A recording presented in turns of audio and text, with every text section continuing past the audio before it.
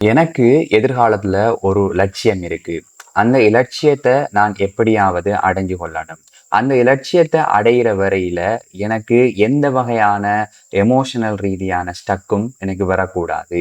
அந்த இலக்கை அடையும் வரையில இந்த மைண்ட் மிகவும் ஸ்ட்ராங்காக இருக்கணும். இப்படி உயர்ந்த லட்சியங்களை கொண்ட மனிதர்களுக்கு என்று சொல்லியே மிகவும் முக்கியமாக பயனுள்ள ஒரு கோட்பாடாக இருக்கிறது இந்த ஸ்டோயிசம் என்று சொல்லக்கூடிய ஒரு பிலோசபியாக இருக்கிறது. அப்ப இந்த ஸ்டோயிசம் என்று சொல்லக்கூடிய இந்த பிலோசபியை நம்ம படிக்கிறதன் மூலமாக நமக்கு நிறைய மன வலிமை நமக்கு வரக்கூடியதாக இருக்கும். அப்ப இந்த ஸ்டோயிசம் என்று சொல்லக்கூடிய பிலோசபியை பத்தி தான் நம்ம இந்த வீடியோவில் இன்றைக்கு பார்க்க போறோம். ஸோ என்னுடைய சேனலுக்கு நீங்க புதுசு என்று சொன்னா என்னுடைய சேனலை சப்ஸ்கிரைப் பண்ணுங்க, லைக் பண்ணுங்க, நல்ல சிந்தனையும் இலக்கும் கொண்ட உங்கள் நண்பர்களுக்கு ஷேர் பண்ணுங்க. வாங்க வீடியோக்குள்ள போகலாம். இந்த ஸ்டோயிசம் என்று சொல்லக்கூடிய பிலோசபி முதல்ல எங்க தோற்றம் பெறுது என்று சொன்னா புராதன கிரேக்கத்துல தான் இது தோற்றம் பெறுகிறது. புராதன கிரேக்கத்துல வாழ்ந்த 3 முக்கியமான பிலோசபர்கள் இந்த ஸ்டோயிசம் என்று சொல்லக்கூடிய பிலோசபியை உருவாக்குறாங்க. அவங்க 3 பேர் எபிக்ட்ரேட்டஸ், மார்க் எரலியஸ் மற்றும் ஸ்னேகா என்று சொல்லக்கூடிய 3 பிலோசபர்கள் தான் இந்த ஸ்டோயிசம் என்று சொல்லக்கூடிய கோட்பாடுகளை உருவாக்குறாங்க. இந்த ஸ்டோயிசம் என்று சொல்லக்கூடிய பிலோசபி சொல்ற விடயம் என்னன்னு சொன்னா நம்மட கால்கள் உடைக்கப்பட்டாலும், நம்மட சொத்துக்கள் பறிமுதல் செய்யப்பட்டாலும், நம்மட உயிரே போற ஒரு நிலைமை வந்தாலும் கூட நம்ம மன வலிமைங்கிற ஒரு விடயத்தை விட்டே கொடுக்க கூடாது என்று சொல்லி சொல்கின்ற ஒரு கோட்பாடுகள் தான் இந்த ஸ்டோயிசம் என்று சொல்லக்கூடிய ஒரு பிலோசபியாக இருக்கிறது. ஆகவே மிகவும் மன வலிமை கொண்ட இந்த 3 பிலோசபர்களால முன்வைக்கப்பட்ட இந்த ஸ்டோயிசம் என்று சொல்லக்கூடிய இந்த கோட்பாடுகளை நம்ம படிச்சு நம்மளோட வாழ்க்கையில அப்ளை பண்றதன் மூலமாக நிறைய மாற்றங்களை நம்ம வாழ்க்கையில காண்பது மட்டும் இல்லாம நம்ம மன வலிமை உடையவர்களாகவும் மாற்றம் பெறக்கூடியவர்களாக மாறலாம் எதிர்காலத்துல. ஆகவே இந்த ஸ்டோயிசம் என்று சொல்லக்கூடிய பிலோசபியில மன வலிமையை அதிகரிக்கிறதுக்கும் நம்மளோட இலக்கை அடைந்து கொள்றதுக்கும் சில டெக்னிக்குகளை முன்வைக்காங்க. அந்த டெக்னிக்குகள் என்னங்கிறத நம்ம இந்த வீடியோல பார்ப்போம். முதலாவது டெக்னிக், நம்மளால கண்ட்ரோல் பண்ணக்கூடிய விடயங்களை மட்டும்தான் நம்ம பார்க்கணுமே தவிர நம்மளால கண்ட்ரோல் பண்ண முடியாத எந்த விடயத்தையுமே நம்ம பார்த்து கவலைப்படுவதற்கோ அல்லது அதனை பார்த்து ஏங்குவதற்கோ கூடாது என்று இந்த ஸ்டோயிசம் என்று சொல்லக்கூடிய இந்த பிலோசபி சொல்றது. இப்ப உதாரணத்துக்கு நீங்க பாத்தீங்கன்னு சொன்னா இப்ப நான் யூடியூப் வீடியோவை எடுக்கிற விடயத்தை பத்தி பார்ப்போம். இப்ப நான் யூடியூப் வீடியோவை நான் எடுத்துக்கொண்டிருக்கேன். அப்ப என்னால என்ன விடயங்களை கண்ட்ரோல் பண்ண முடியும்? நல்ல வீடியோவை என்னால் எடுக்க முடியும், நல்ல கேமராவை யூஸ் பண்ணி என்னால் எடுக்க முடியும், அதை வச்சு நல்ல எடிட்டிங் என்னால் பண்ண முடியும், நல்ல சவுண்ட் குவாலிட்டியை என்னால் தர முடியும். அதை அப்படியே எடுத்து நல்ல டைம்ல நல்ல ஸ்ட்ராங்கான கனெக்ஷன் உள்ள இன்டர்நெட்டை யூஸ் பண்ணி என்னால் அப்லோட் பண்ண முடியும். இப்படி என்னால் இந்த விடயங்களை மட்டும்தான் கண்ட்ரோல் பண்ண முடியும். ஆகவே என்னால் கண்ட்ரோல் பண்ணக்கூடிய விடயங்களை மட்டும்தான் நான் இங்கே ஃபோக்கஸ் பண்ணணும்.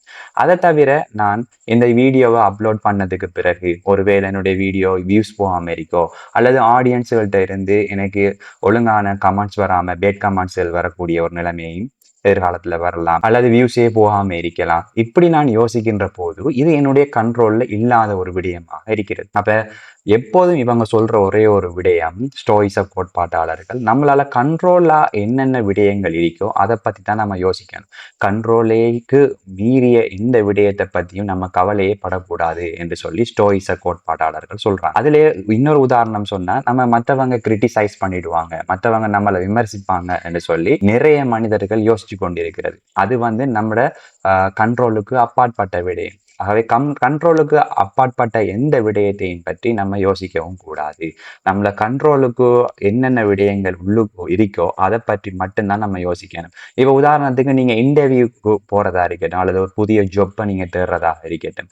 அப்ப நீங்க ஜொப்பை தேடுறது அல்லது அந்த ஜொப்புக்குரிய ப்ரிப்பரேஷன் செய்யறது, இன்டர்வியூ குறிப்பிட்ட டைமுக்கு போறது, இன்டர்வியூல கேட்கப்படுற கேள்விக்கு நல்ல ப்ரிப்பரேஷன் செய்யறது, இது எல்லாமே உங்களோட கண்ட்ரோல்ல இருக்கக்கூடிய ஒரு விடயம்.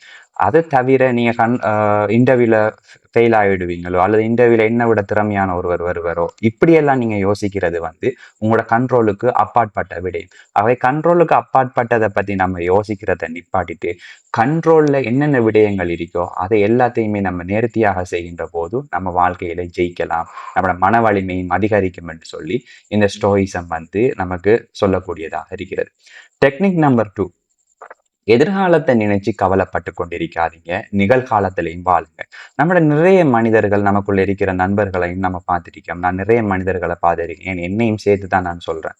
நிறைய பேரு நிகழ்காலத்தை பத்தி நம்ம யோசிக்கிறதே இல்ல. நிகழ்காலத்துல நம்ம வாழ்றதே இல்ல. ஒன்று எதிர்காலத்தை பத்தி யோசிச்சுட்டு இருப்போம். அல்லது இறந்த காலத்துல, கடந்த காலத்துல நடந்த தவறுகளை பற்றி எண்ணிக்கொண்டிருப்போம். எதிர்காலம் வந்து எப்படி இருக்கும்னு யோசிப்பாங்க. ஒருவேளை எனக்கு எதிர்காலம் இப்படியே போகுமா?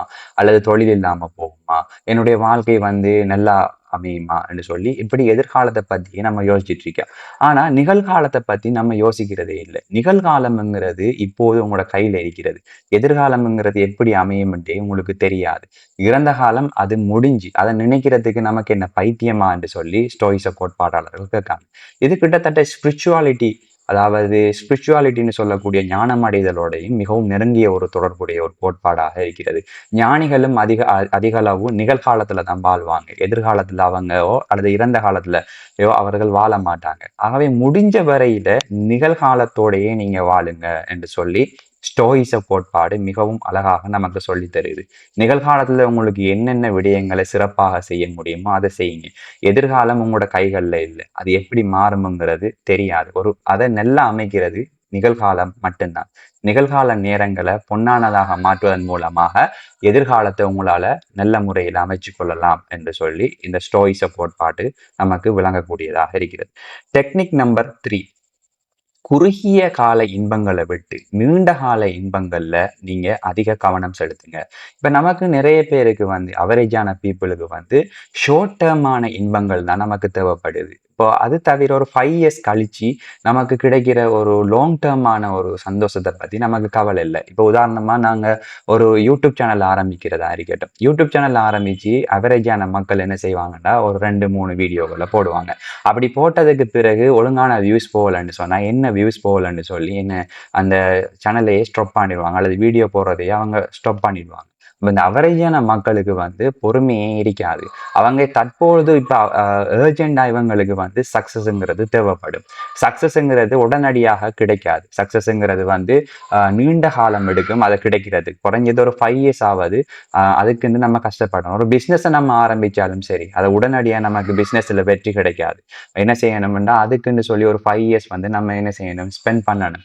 அதுக்கு அப்படி ஸ்பெண்ட் பண்ணதுக்கு பிறகுதான் நமக்கு என்ன கிடைக்கும்னா வெற்றி கிடைக்கக்கூடியதாக இருக்கும். அப்ப இப்படி நம்மளோட பெரும்பான்மையான மக்களுக்கு லாங் டேர்மான அந்த வெற்றியில பத்தி எந்த கவலையும் இல்லை. ஷார்ட் டேர்ம் அவங்களுக்கு வெற்றி தேவை, உடனடியா வெற்றி தேவைன்னு சொல்லுவாங்க. மீனிங்ஃபுல் திங் வந்து டேக் டைம் தான், அதாவது அதிக டைம்களை எடுக்கும், அதுவும் ஈஸியும் இல்லை. ஆகவே இந்த பிலோசபி வந்து நமக்கு ஸ்டோயிசம்னு சொல்லக்கூடிய பிலோசபி சொல்றது லாங் டேர்மான அந்த இதுல தான் பெரும்பான்மையும் நீங்க கவனம் எடுத்துக்கொள்ளுங்க. ஷார்ட் டேர்மான இன்பங்கள்ல இருந்து விடுபடுங்கன்னு சொல்லுது. அடுத்தது டெக்னிக் நம்பர் 4, முடிவுகளை வந்து எமோஷனலாக எடுக்காதீங்க, லொஜிக்கா எடுங்க. அப்ப நமக்கு தெரியும் இப்ப நம்ம கரண்ட்லியாக நிறைய முடிவுகளை எடுக்க வேண்டிய நிலைமையில இருக்க நம்ம வாழ்க்கையில அடுத்த கட்டம் போறதுக்கு.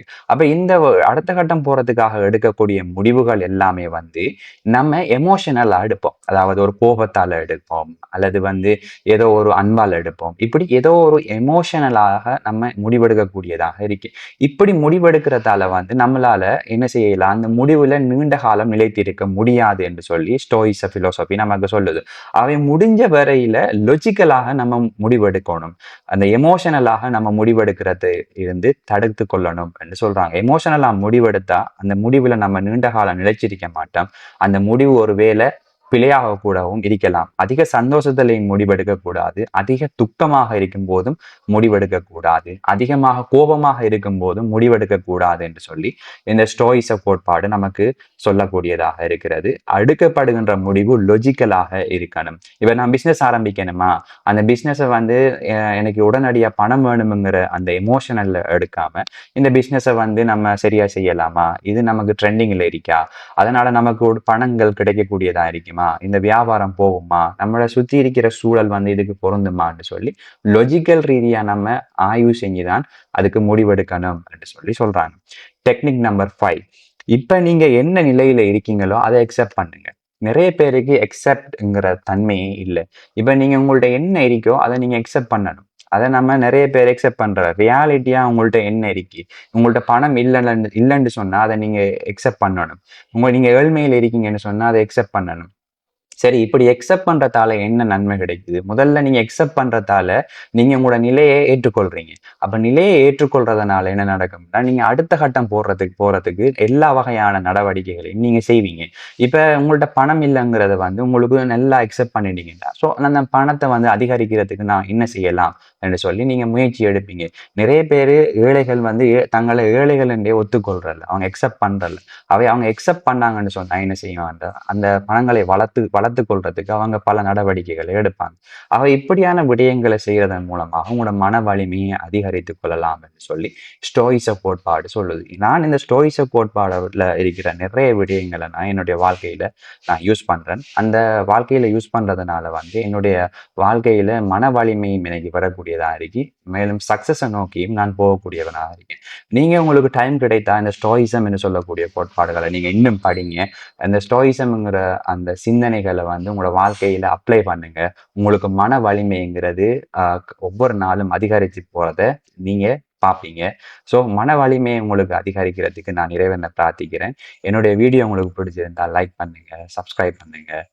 மறக்காம நல்ல கொள்கை உடைய உங்களோட நண்பர்களுக்கு ஷேர் பண்ணுங்க. பெல் ஐகானையும் மறக்காம கிளிக் பண்ணுங்க. பாய்.